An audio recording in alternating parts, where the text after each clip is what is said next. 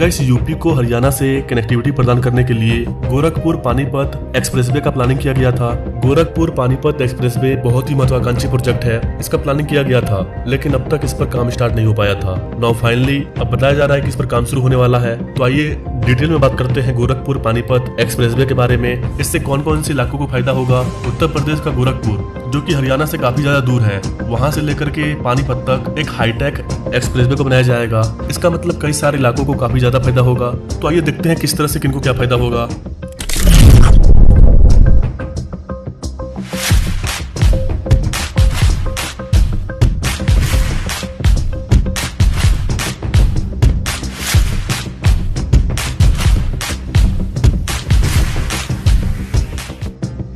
Guys, Uttar Pradesh, जिसको कि expressway प्रदेश भी बोलते हैं, उत्तर प्रदेश अपने आधुनिक सड़क परिवहन नेटवर्क के कारण अक्सर एक्सप्रेसवे राज्य के रूप में वर्णित है। और अब उत्तर प्रदेश के पूर्वी राज्य गोरखपुर को हरियाणा के पानीपत से जोड़ने के लिए करीब 700 किलोमीटर लंबा एक्सेस कंट्रोल प्रवेश नियंत्रित एक्सप्रेसवे को बनाने का प्लानिंग किया गया था। और अब इस पर काम स्टार्ट होने जा रहा है। एक्सेस कंट्रोल का मतलब यह है कि जो इंटरचेंज बनाया गया है, जहाँ पर एंट्री और एग्जिटिंग पॉइंट है, उसके अलावा आप एक्सप्रेसवे में कहीं से भी इंटर नहीं कर पाओगे। ऐसा नहीं है कि एक्सप्रेसवे आपके गांव से गुजर रहा है तो आप भी चढ़ जाओगे। इस तरह की कोई फैसिलिटी नहीं मिलेगी। इसका डिजाइन इस तरह से होता है कि आप अपने व्हीकल को, अपने बाइक वगैरह को इस पर चढ़ा ही नहीं पाओगे। ये काफी ज्यादा हाईटेक होता है। और यहाँ पर जो गाड़ियां हैं वो 100 किलोमीटर प्रति घंटे की रफ्तार से चलती है। ऐसी कंडीशन में अगर बीच में कोई साइकिल घुस जाए, गाड़ी घुस जाए, गाय आ जाए तो उनका एक्सीडेंट हो जाएगा। तो इस तरह का एक्सीडेंट ना हो, इसलिए इसको एक्सेस कंट्रोल बनाया जाता है। इसका एक पॉइंट होता है कि इस वाले एक्सप्रेसवे पर अगर आपको चढ़ना है तो यहीं पर से आपको एंट्री मिलेगी। इस तरह के एक्सप्रेसवे को बोलते हैं हम लोग प्रवेश नियंत्रित एक्सप्रेसवे, एक्सेस कंट्रोल एक्सप्रेसवे।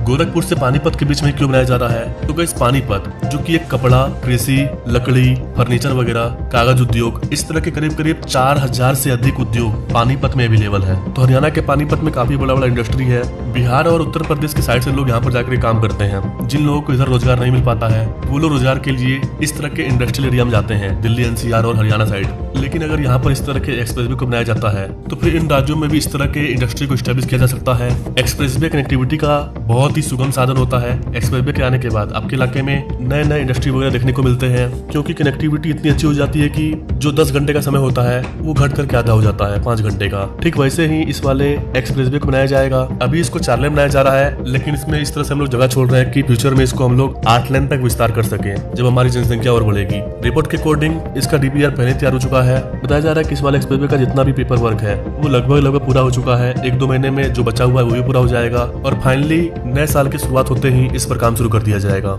ये राज्य के कई जिलों को फायदा पहुंचाएगा, खासकर पूर्वी उत्तर प्रदेश के उन जिलों को आपस में जोड़ेगा जो कि अपने हस्तशिल्प, वस्त्र, कृषि आधारित उत्पादों इनके लिए जाने जाते हैं। इसका फायदा क्या होगा कि सोनीपत ऑलरेडी कपड़ा के लिए जाना जाता है, लेकिन उनको जो रॉ मटेरियल चाहिए वो गोरखपुर साइड बनता है। तो दोनों राज्यों और दोनों सिटी के बीच में कनेक्टिविटी को बेटर करने के लिए इसको किया जा रहा है, जिससे कि बिजनेस काफी आगे जाएगा। इस बार एक्सप्रेसवे को कई सारे इंपोर्टेंट शहर से होकर के पास किया गया है, जैसे कि सिद्धार्थनगर के काला नमक चावल की काफी ज्यादा मांग होती है और इसका निर्यात देश विदेश तक होता है। ये सिर्फ एक एग्जांपल है। इस तरह के कई सारे ऐसे चीज हैं जो कि इस रीजन में पाए जाते हैं, उनकी यहाँ पर खेती होती है। तो उनको बड़े दाम पर बड़े मार्केट में बेचने के लिए हमें अच्छे कनेक्टिविटी की जरूरत है। भारतीय राष्ट्रीय राजमार्ग प्राधिकरण के उप महाप्रबंधक अंकित वर्मा ने कहा कि फिलहाल डीपीआर इसका तैयार किया जा रहा है, जो कि लगभग बनकर के तैयार हो चुका है। उन्होंने कहा कि अध्ययनों से पता चलता है कि एक्सेस कंट्रोल अर्थात पहुंच नियंत्रित सड़क प्रणालियों के तहत दुर्घटनाओं की संभावनाएं कम हो जाती है। जैसा कि मैंने ऊपर आपको बताया, एक्सेस कंट्रोल का मतलब है कि आप अनुचित प्रवेश नहीं कर सकते हैं, जिससे कि दुर्घटना नहीं होगा। यहाँ पर कैसे बता दें कि ये वाला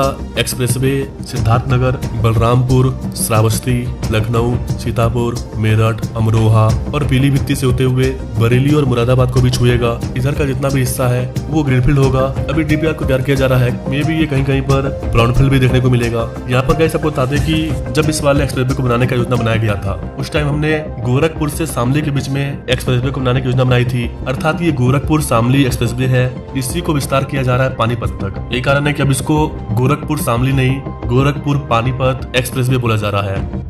अभी तक हमने 60,000 करोड़ की लागत से 5,000 किलोमीटर का कार्य पूरा किया है और करीब 2,30,000 करोड़ के काम मंजूर किए हैं और कुछ काम प्रक्रिया में शुरू हो गए हैं। NHAI अधिकारियों के अकॉर्डिंग डीपीआर में एक्सप्रेसवे के संरेखन और अन्य आवश्यकताओं को शामिल किया जाएगा। राज्य सरकार भूमि अधिग्रहण में मदद करेगी। इस वाले प्रस्ताव को अंतिम रूप दिए जाने के बाद राज्य सरकार के समक्ष प्रस्तुत किया जाएगा। इसमें कई चीजों का ध्यान रखा जाएगा, जैसे कि इनमें पेड़ों की न्यूनतम कटाई हो, यात्रियों की जरूरत के हिसाब से पेड़ों को काटा जाए, ज्यादा पेड़ों को ना काटा जाए। अगर कोई बड़ा वृक्ष आ जा रहा है तो सड़कों को मोड़ दिया जाए, लेकिन पेड़ को बचाया जाए। इसके अलावा अधिकारियों ने बताया कि कुछ बिंदुओं पर उत्तर प्रदेश में लोगों की बेहतर कनेक्टिविटी के लिए राज्य को सड़कों को जोड़ने, मतलब कहीं कहीं पर ब्राउनफील्ड वर्क भी होगा जहाँ पर सड़कों को आपस में जोड़ा जाएगा।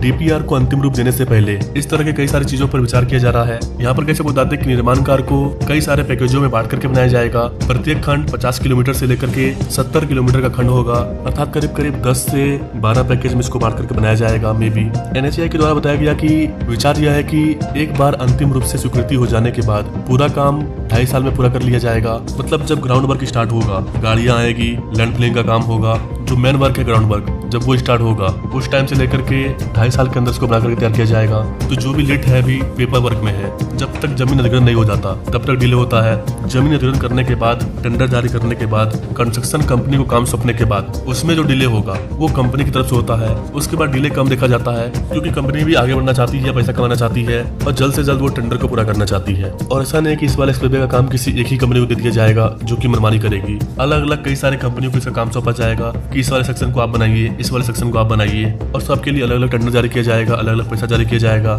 और सब अपने अपने तरीके से काम को पूरा करेंगे। इसका फायदा ये होगा कि मान लीजिए कहीं पर सड़क खराब हो जाता है, टूट जाता है, तो आम पब्लिक तो सरकार को गाली देंगे, लेकिन सड़क को बनाने का काम कौन करेगा? Construction company. अब कंस्ट्रक्शन कंपनी को बोला जाएगा कि जिस खंड में आपने बनाया था कौन से सेक्शन का सड़क खराब हुआ है और उसको कौन सी कंपनी ने बनाया है। अगर वो कंपनी गलत काम करती है तो फिर आगे से उनको टेंडर नहीं दिया जाएगा। तो इस तरह के कॉम्पिटिशन की वजह से हर कंपनी अपना बेस्ट परफॉर्मेंस देगी और फिर सड़क जल्दी खराब नहीं होगा, क्योंकि सेंटर और स्टेट के द्वारा पैसा जारी कर दिया जाता है। अब जो घोटाला होता है ये बीच में होता है। मान लीजिए कोई छोटा लेवल का नेता है और जो कंस्ट्रक्शन कंपनी होती है वो नेता के पास जाती है कि आप हमको इसका टेंडर दे दीजिए, आपको इतना करोड़ रुपया देंगे। इसी को बोलते हैं भ्रष्टाचार। अगर टेंडर पास हो रहा है 20 करोड़ रुपया का, तो जो कंस्ट्रक्शन कंपनी है वो नेता के पास आएगी और बोलेगी कि हम 5 करोड़ रुपया आपको देंगे, आप इसका टेंडर पास करवा दीजिए। तो 20 करोड़ रुपये में 5 करोड़ रुपया नेता खा गया। अब कंपनी को मिला 15 करोड़ रुपया। 15 करोड़ रुपया में कंपनी को भी बचाना है और सारा खर्च भी करना है, तो 4-5 करोड़ कंपनी में बचा ली मान लीजिए। तो बचा क्या? 10 करोड़। 10 करोड़ में क्या बनेगा? जब एक डाटा तैयार किया गया तो पता चला कि इसको 20 करोड़ रुपया लगे बनाने में,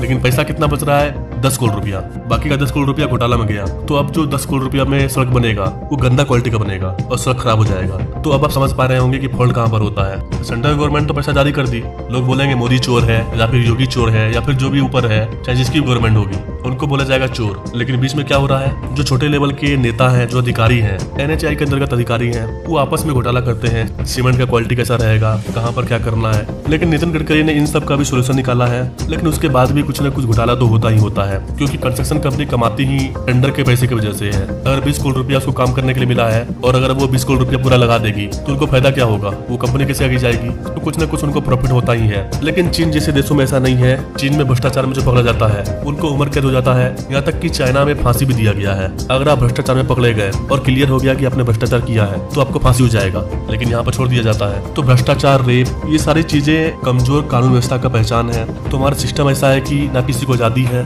और ना ही भ्रष्टाचार रुक रहा है, क्योंकि ये सारा चीज एक गवर्नमेंट की वजह से नहीं होगा। अब इसके लिए हर कोई मोदी को जिम्मेदार समझेगा तो ये सब कभी बंद नहीं होने वाला है। यहाँ पर एक एक आदमी रिस्पॉन्सिबल है। सरकार के अंदर करोड़ों लोग जॉब करते हैं और जितने भी सरकारी जॉब करने वाले लोग होते हैं सबसे ज्यादा भ्रष्टाचार वही लोग करते हैं। सरकारी नौकरी पाने के लिए क्यों मरते हैं लोग कि जॉब लगेगा 1 लाख रुपया का, कमाएंगे 5 लाख रुपया घुसखोरी में। लेकिन प्राइवेट जॉब में ऐसा नहीं होगा। यही कारण है कि भारत सरकार हर चीजों का प्राइवेटीकरण कर रही है। खैर, सबको ये चीज समझ नहीं आएगी ना। बात करें इस वाले एक्सप्रेसवे के बारे में तो नए साल पर इस पर काम शुरू हो जाएगा। जैसे ही काम शुरू होगा, अप्रूवल मिलेगा, उस पर मैं अलग से वीडियो ला दूंगा, क्योंकि इसको बनाने में कितना 1000 करोड़ रुपए खर्च होगा एग्जैक्ट अभी नहीं बताया गया है। तो मिलते हैं अपने लोग अगले वीडियो में, तब तक के लिए जय हिंद।